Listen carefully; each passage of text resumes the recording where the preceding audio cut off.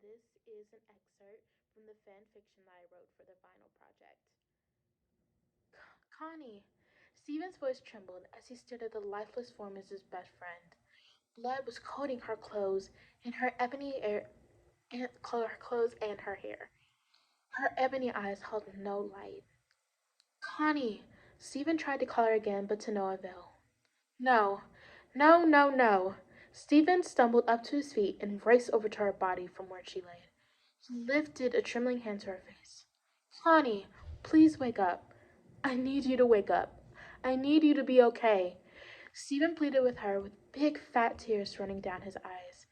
Connie needed to be okay. She had to become the first female president, and he had to become her first boy. She needed to go to college, have a family. She just needed to grow up. Connie was only 13. She still had her whole life ahead of her. She had to live, because if she didn't, that would mean that he killed her. The only reason why she was on Homeworld in the first place was because of him. If he had just left her alone, convinced her that this gym stuff wasn't worth her life, then she would have been safe at home, studying right now. Stephen's soul ached. His hands were covered in blood. His breath hitched, and he started to rock her body back and forth.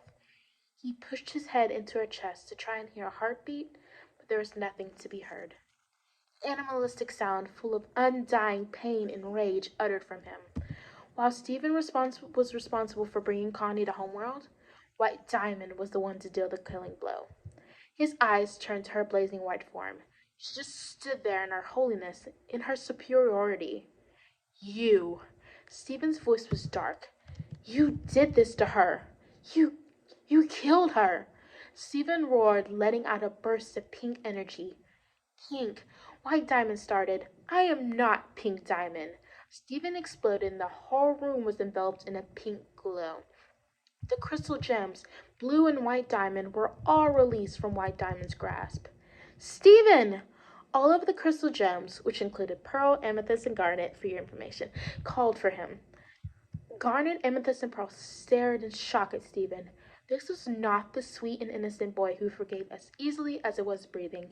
He was an unrecognizable being, consumed by anger and grief. You will pay for hurting her. Stephen's voice broke as he reached out into White Diamond's mind. He commanded her body to one of the pillars in the room. She deserved to pay for her crimes, not only for what she did to Connie, but also for the pain she caused all the other gems. They all watched in horror as Stephen ordered White Diamond's body to grab hold of the pillar and slam her gem into it. Little fissures began to form on White Diamond's gem. The sound of glass slowly cracking made the hairs on the back of their necks stand up. He was going to kill White Diamond. Over and over, he ordered her to slam her diamond into the pillar. The diamonds and crystal gems watched as White Diamond's gem began to fracture with every impact. Stephen! Garnet called out to him. This isn't you. You have to stop. She's right, dude. This isn't what Connie would want. Amethyst's attempts to reach Stephen fell on deaf ears.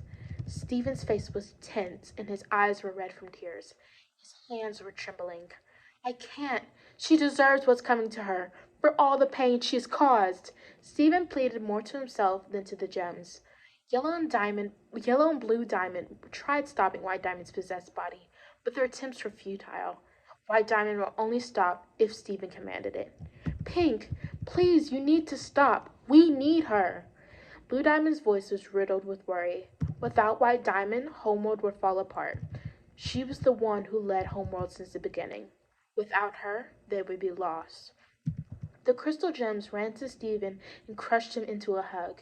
They knew that even if they couldn't stop him, he would need them for what would come next. All of the fractures on White Diamond's gem connected together in one large crack, and then the sound of glass breaking permeated the room. White Diamond's form splintered into a million tiny pieces and shards of white, floated down into the crystal gems. Blue and Yellow Diamond stared at Stephen in horror. He murdered White Diamond. Stephen collapsed into the crystal gem's arms. His eyes were blank, his body felt heavy.